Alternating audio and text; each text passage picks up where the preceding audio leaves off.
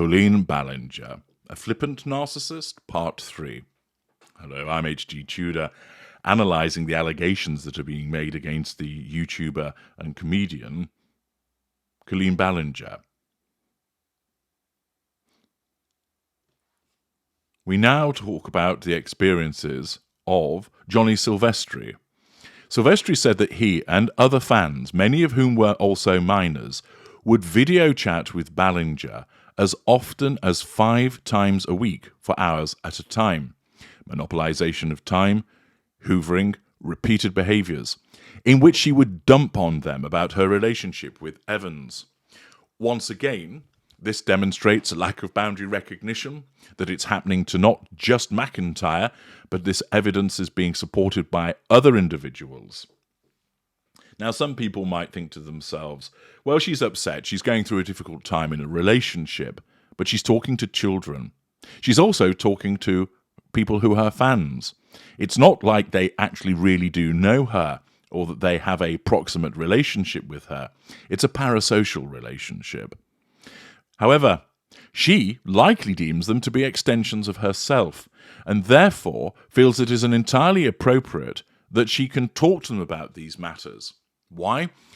Because if she is experiencing problems in her relationship with Evans, that may well manifest as a threat to control for her, and she's not able to assert control over him, so therefore she's led to repeatedly complain about him to people who are ill-equipped to deal with the complaints as part of smearing him and thus seeking an indirect subconscious assertion of control over him, and also by controlling these children, by making them feel special as being a party to her personal life.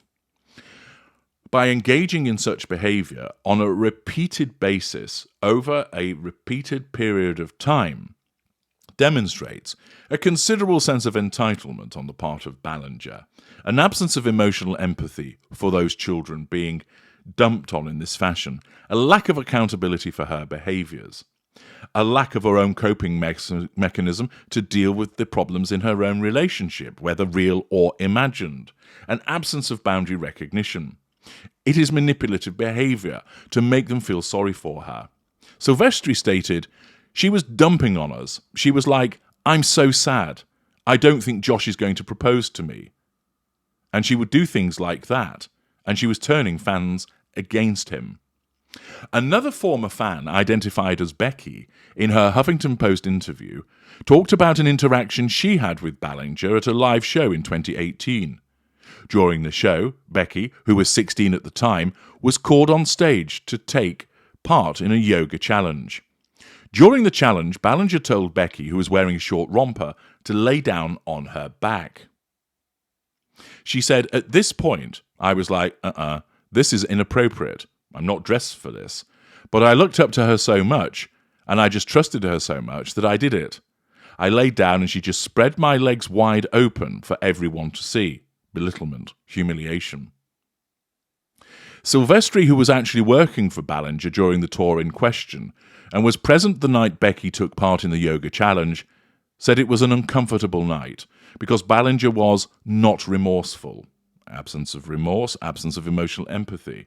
He said she knew what she was doing and she had no regard for Becky or her emotions, and that is just consistent with her behavioural patterns.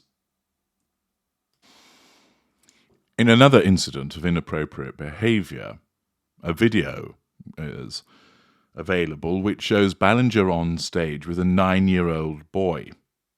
He joins her, presumably from the audience, in some kind of skit, where she talks about taking him on a date. Now, first of all, even though she might be playing a character in this, I think she's playing the Miranda Sings character. The fact is, talking about a grown woman, which presumably Miranda Sings is, the character is a grown woman, and of course Colleen Ballinger is, talking about going on a date with a 9-year-old is inappropriate. And in the course of the skit, she puts some cheese balls down her pants, talking about how they need to be hidden from the bears because there are bears in the woods. She then invites a 9-year-old boy to put his hands inside her pants to take a cheese ball. and he remarks about how it was enjoyable, which she finds hilarious, throwing her head back and laughing raucously. Again, to behave in such a way, although the boy himself certainly seemed to be enjoying himself and wasn't humiliated by such behaviour, is clearly inappropriate. This is a child, and the child is being engaged with in sexually inappropriate behaviour. Of course, Colleen Ballinger seems to think that this is just simply comedy and entertaining, which shows an absence of emotional empathy for the child and also the audience, a lack of healthy boundary recognition, and a sense of entitlement to behave in this manner. What we are seeing, of course, is a repeated set of behaviours, whereby, on the basis that if the allegations are accurate, and so far there doesn't seem to be any suggestion that they are inaccurate, indeed Mr. McIntyre was most forthright in what he stated and has provided documentary evidence of the exchanges that have taken place. This repeatedly shows behaviour on the part of Ballinger, not just as a one-off moment of madness, not just as a one-off moment of, I don't know what I was thinking and I did something stupid, which of course many people can do as a consequence of the influence of an external stressor. But instead, what occurred was that she has repeatedly engaged in behaviours over a sustained period of time, whereby she has not recognised the boundary between her and the children. She has not recognised that it is inappropriate to dump on them with regard to her own personal problems. She has failed to recognise that it is inappropriate to monopolise their time. She has failed to recognise that it is inappropriate to engage with them at the times that she did. She has failed to recognise that the comments that she was making in terms of talking about sex were inappropriate. She failed to recognise that it was inappropriate to try and drum up support from children as against her husband. She failed to recognise that it was inappropriate to create a skit with a 9-year-old boy, inviting him to put his hands in her pants and talking about the two of them being on a date. Again and again, Colleen Ballinger has engaged in inappropriate actions with people who are her fans. Furthermore, it is also instructive to note that these are children. There is a complete power imbalance between her and them. They look up to her.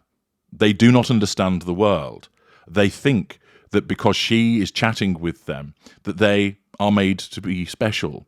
And therefore she is taking advantage of the fact that she is a well-known YouTube star to ensure that she can continue to assert control over them, that she clearly revels in their responses and their attention, that she's utilising them as part of a coterie.